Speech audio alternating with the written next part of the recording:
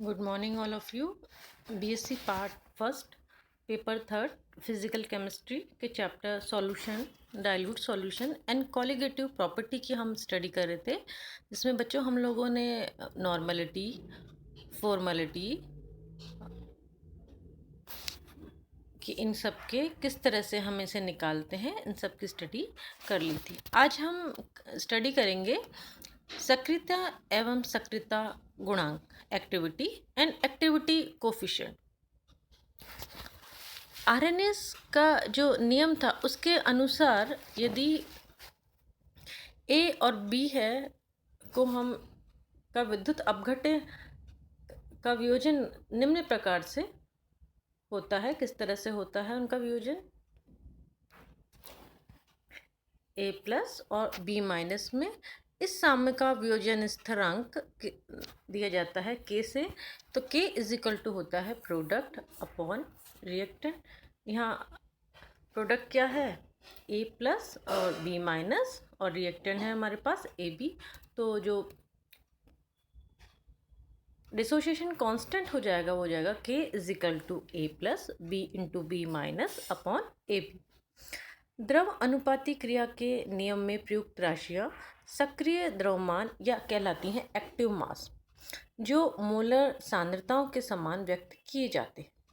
अतः प्रायोगिक कार्य में सक्रिय द्रव्यमान को मोलर सांद्रता में ही व्यक्त किया जाता है। अगर इसे हम मोलर सांद्रता में व्यक्त करें, के को हमें रिप्रेजेंट करना है तो किस तरह से करेंगे? तो के इज इक्वल टू हो जाएगा सी ए plus C B minus upon सी ए बी, जहाँ सी ए प्लस और सी बी माइनस क्या है? ए प्लस और बी माइनस की मोलर कंसंट्रेशन, और सी ए बी क्या है? ए बी की मोलर कंसंट्रेशन। इक्वेशन जो 10th है हमारी, इक्वेशन 10th में के की जो वैल्यू होती है वो कांस्टेंट नहीं आती, बल्कि क्या आती है कि जैसे जैसे कंसंट्रेशन बढ़ती है उसके साथ साथ जो के का जो मान है उसमें भी वृद्धि होती है। के मानों में वृद्धि किस तरह से होती है? के मानों में वृद्धि का जो मुख्य कारण है वो है घनायन तथा ऋणायनों के मध्य अंतरा आयनिक आकर्षण बल, यानी कैटायन और एनायन के बीच की इंटर आयनिक फोर्स कितना है। इन अंतर आयनिक आकर्षण बलों के कारण विद्युत अपघट्य का विलयन इस प्रकार का आचरण करता है कि मानो जो कंसंट्रेशन है वो वास्तविक कंसंट्रेशन से कम।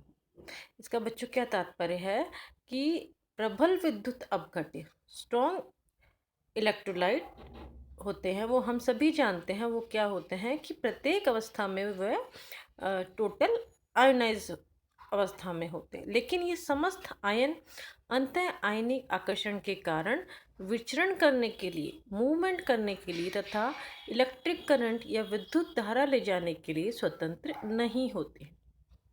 जनरली हम मानते हैं कि स्ट्रॉन्ग इलेक्ट्रोलाइट है तो स्ट्रॉन्ग इलेक्ट्रोलाइट का नाम लेते ही या प्रबल विद्युत अपघट्य का नाम लेते ही हम ये सोचते हैं कि यह तो पूर्णतः आयनित होते हैं, और आयनित हो आयन होंगे तो वह एक स्वतंत्र विचरण करने के लिए भी स्वतंत्र होंगे, और जो करंट होगा उसको ले जाने के लिए भी स्वतंत्र होंगे।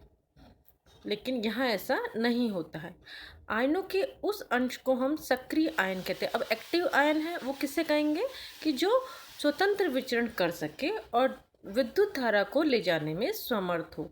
ऐसे आयन क्या कहलाते हैं? एक्टिव आयन कहलाते हैं, जो क्या है? फ्रीली मूवमेंट कर सके और इलेक्ट्रिक करंट को ले जा सके। इस प्रकार विद्युत अपघट्य के विलयन को प्रभावी सांद्रता या इफेक्टिव कंसंट्रेशन उसकी वास्तविक सांद्रता से क्या होती है? वो कम हो जाती है। लुईस ने इस इफेक्टिव कंसंट्रेशन के लिए जो एक्टिविटी, जो स्टेप का प्रयोग किया, अर्थात सक्रिय आयनों की सांद्रता को बताने वाले पद को क्या कहा उसने कहा एक्टिविटी या सक्रियता। यदि इक्वेशन 10th में जो कंसंट्रेशन के स्थान पे जो हमने इक्वेशन 10th है हमारी, उसमें अगर हम ये कंसंट्रेशन के स्थान पे हम क्या रख दें, के स्थान पर सक्रियता, जिसे हम ए से रिप्रेजेंट करते हैं, का प्रयोग किया जाए तो हमारी जो इक्वेशन 10th है वो उसे हम किस तरह से रिप्रेजेंट करेंगे, उस तरह उसे हम करेंगे small a capital a plus a capital b minus upon a capital a b. ये हो गई हमारे पास इक्वेशन 11। तो सक्रियता का उपयोग करते हुए यदि के मान ज्ञात किए जाए, यानी के की वैल्यू को हम निकालें, तो वे बिल्कुल क्या होंगे, वो स्थिर प्राप्त होंगे। या कब स्थिर प्राप्त होंगे, कि जब हम एक्टिविटी का यूज़ करें। लेकिन जब कंसंट्रेशन का यूज़ करें हैं तो हमने देखा कि जो कांस्टेंट के है वो कांस्टेंट नहीं आता। सक्रियता या इफ़ेक्टिव कंसंट्रेशन तथा वास्तविक सांद्रता में निम्न समीकरण के द्वारा हम ज्ञात कर सकते हैं। वो क्या है, वो इक्वेशन है A is equal to F into c, equation 12, जहाँ F क्या है, F एक कांस्टेंट है जिसे हम कहते हैं सक्रियता गुणांक या एक्टिविटी कोफिशिएंट। अगर हमें एक्टिविटी कोफिशिएंट निकालना हो तो हम इस तरह से निकालेंगे, F is equal to A upon C। अतः सक्रियता गुणांक प्रभावी एवं वास्तविक सांद्रता का अनुपात है। यदि सांद्रता को मोललता स्मॉल m में अर्थात मोल प्रति 1000 ग्राम विलायक के रूप में व्यक्त किया जाता है तो सक्रियता गुणांक को गामा द्वारा प्रदर्शित किया जाता है। तो गामा हो जाएगा हमारा, gamma is equal to A upon m। कब, जब हम कंसंट्रेशन को मोललता के फॉर्म में हमें डिफाइन करना।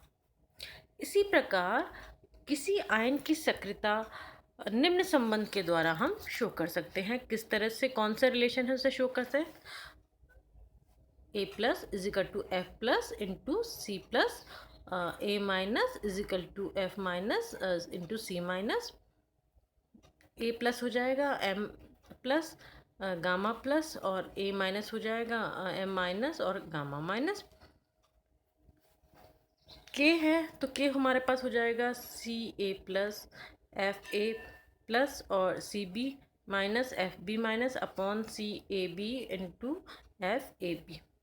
जब हम इसकी वैल्यू रखते हैं तो हमें इक्वेशन 14 प्राप्त होती है। जैसे जैसे विलयनों को हम डाइल्यूट करते हैं, धनायन तथा ऋणायन के मध्य क्या होता है, अंतः आणविक आकर्षण बल कम हो जाता है। हम सभी जानते हैं कि जब हमारे पास जो सॉल्यूशन होता है वो कंसंट्रेट होता है तो आयन क्या होते हैं, एक दूसरे के पास होते हैं। जैसे जैसे हम सॉल्यूशन को डाइल्यूट करते जाते हैं इंटर आयोनिक डिस्टेंस बढ़ती जाती है तथा F का मान A की ओर बढ़ता है और द्वितीय पद इकाई हो जाता है। द्वितीय पद क्या होता है, ये वाला जो स्टेप है वो इकाई हो जाता है। इस प्रकार A का मान C के निकट हो जाता है और वह आदर्श विलयन की भांति व्यवहार करता है। इनफाइनाइट डाइल्यूशन क्या होता है कि जब हम आयंस के बीच में इतना सॉल्यूशन को डाइल्यूट कर दे कि आयंस के बीच में कोई अट्रैक्शन फोर्स नहीं होता है तो F का मान A के अत्यधिक निकट होता है। अतः A is equal to C होगा तथा F तथा गामा के मान समान होंगे। F तथा गामा के कोई मात्रक नहीं होते, कोई यूनिट F और गामा की कोई यूनिट नहीं होती। कंसंट्रेशन सॉल्यूशन में F का मान 1 से दूर हो जाता है अतः वास्तविक सांद्रता व प्रभाविक सांद्रता में अंतर अधिक हो जाता है। तो ये तो बच्चों आज हमने बात की एक्टिविटी और एक्टिविटी कोफिशिएंट की। अब इसे हम एक एग्जाम्पल के द्वारा और हम इसे क्लियर कर सकते हैं। अब एक क्वेश्चन है कि 0.098 m NaCl सॉल्यूशन का 25 डिग्री सेल्सियस पर प्रभावी सांद्रता की गणना कीजिए यदि विलयन का सक्रिय गुणांक 0.780 है।